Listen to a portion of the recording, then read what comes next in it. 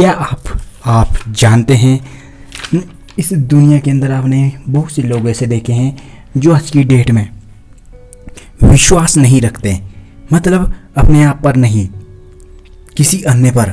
उन्हें अपनी लाइफ में कुछ बड़ा करना होता है। ये बातें दोस्तों आपको बहुत महत्वपूर्ण या आपके जीवन को बनाने में बहुत सक्षम होंगी। इन्हें ध्यानपूर्वक सुनना।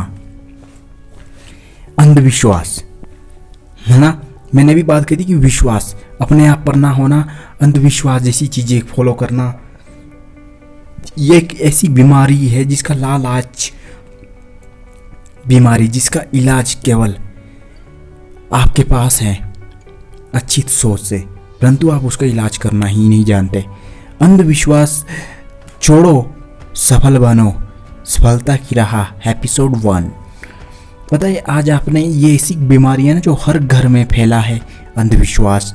और अंधविश्वास आप जानते ही होंगे किस तरह की बात कर रहा हूँ मैं। बात कर रहा हूँ कि छल कपट, जैसे कि होता नहीं कि लोग भी अधिक धन कमाना, तो आप अपने घर के दरवाजे के सामने ये लटका दो, है ना, बाबा वहाँ समाधि हैं, वहाँ समाधि के पास चले जाओ और उनकी पूजा करो, अर्चना करो और आपको वो सब मिल जाएगा। मतलब किसी ने कह दिया और ये अंधविश्वास, ये विश्वास आप तक पहुंच गया और आपने वो चीज़ मान ली और चले गए आप। ये अंधविश्वास जो घर घर में फैला है ना, ये इतना सबसे बड़ी बीमारी है कि ये आपको अंदर ही अंदर आपको ना आपका विश्वास डिक्रीज करता है और अंधविश्वास इंक्रीज करता है। पता है यह तुम्हें इतना कमजोर बना देता है कि आप गलत को भी अच्छा और अच्छे को भी गलत मानने लग जाते हो। अंधविश्वास छोड़ना होगा आपको।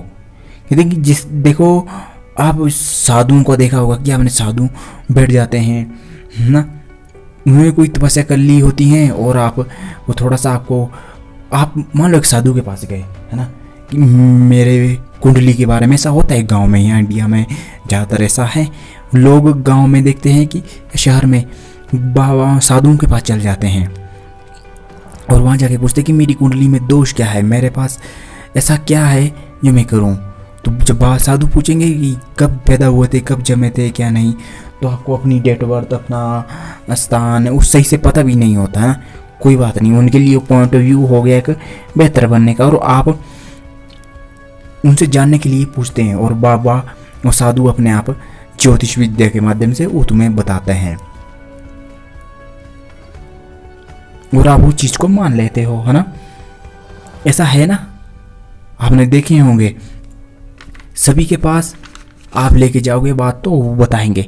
बाबाओं का भी ऐसा ही, बेटा इस समय जमा था, इस समय वो हुआ था, है ना, फलाना फलाना, कोई बात नहीं मैं बताता हूँ।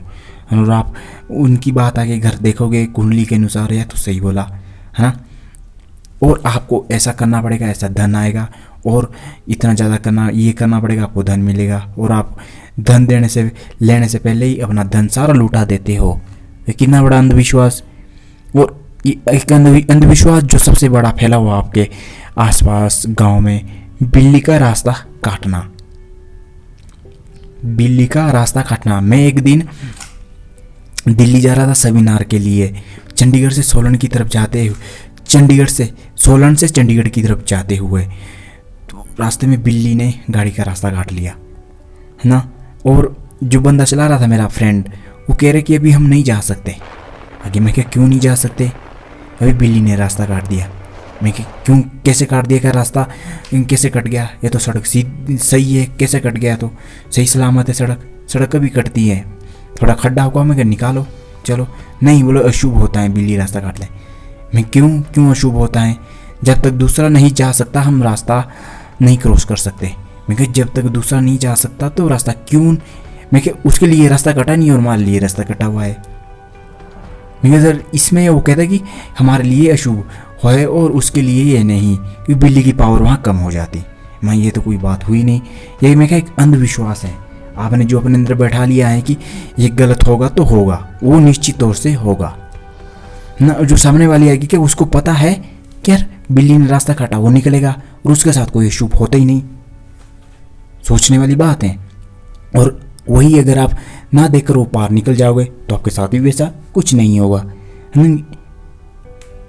ऐसे एक गधे की कहानी मैं सुना देता हूँ। एक गांव में एक किसान रहता था, मतलब वो फल सब्जियां लेने शहर आता था, तो काफ़ी परेशान हो चुका था। उसे भी ये बात का पता चला कि एक मंदिर में एक साधु बैठते हैं, और साधु से उसने देख लिया कि इतने लोग यहाँ क्यों हैं, और साधु बाबा ये ऐसा क्या बता रहे हैं कि लोग इनके पास खींचे जा रहे हैं और इनको इन पे विश्वास हो रहा है। तो उसने पूछा कि ऐसा क्या है भी, आप यहाँ अपने बारे में पूछ सकते हैं, आपको कितनी मेहनत करनी है और आपको क्या क्या चाहिए, आपको क्या के साथ क्या होने वाला है, ये सब बता सकते हैं। और वो जानने के लिए उत्सुक हुआ और उसने भी पूछा कि मुझे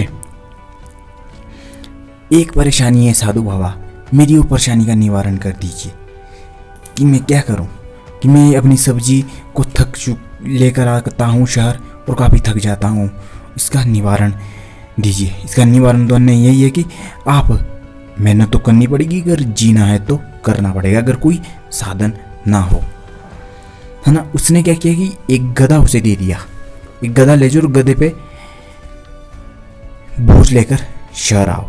जब उसके पास साधन नहीं था तो उसने साधन खोजना चाहिए था, परंतु उसने क्या कि बाबा साधु बाबा के पास गया और उससे एक गधा खरीद कर ले आया और अपनी सब्जी बेचनी उस पर शुरू कर दी।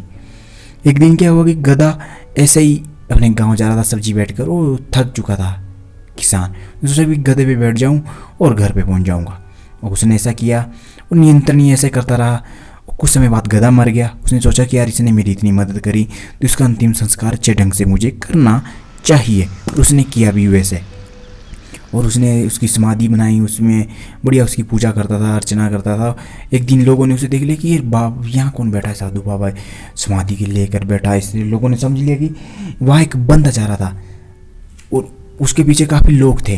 बंदे ने देखा कि ये समाधि के पास बैठ रहा था, वो भी शहर उसी बाबा के पास जा रहे थे जो कि वहाँ ये काम करता था, अंधविश्वासी वाला। और उसने उसको देख लिया कि ये अपने गधे की पूजा कर रहा है, उसे नहीं पता कि किसकी समाधि है।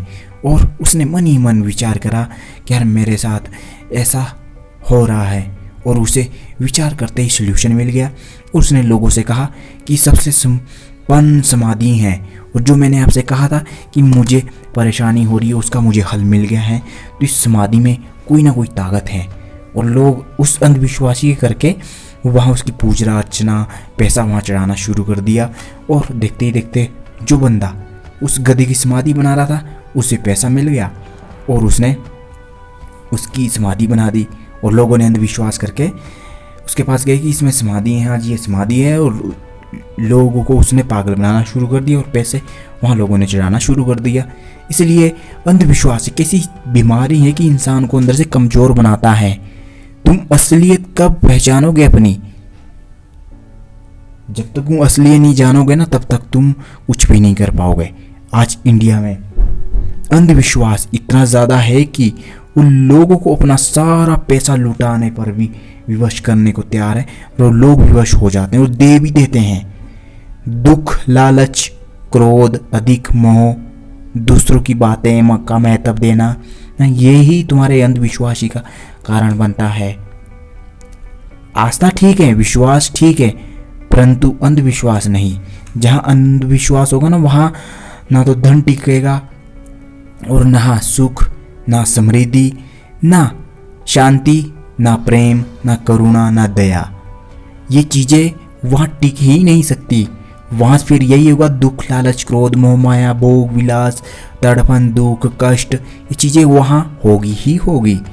विश्वास सीखिए करना, अंधविश्वास नहीं। अंधविश्वास खतरनाक है, विश्वास नहीं। आज इंडिया में ये इस तरह से चढ़ा हुआ है जिस तरह से एक लोगों को शराब पीने का लत चढ़ा हुआ है। ये अंधविश्वास जब तक जाएगा नहीं, आपके जीवन से सारा कष्ट, दुख, विचार, विलाप, वो भावनाएं कभी जाएगी नहीं।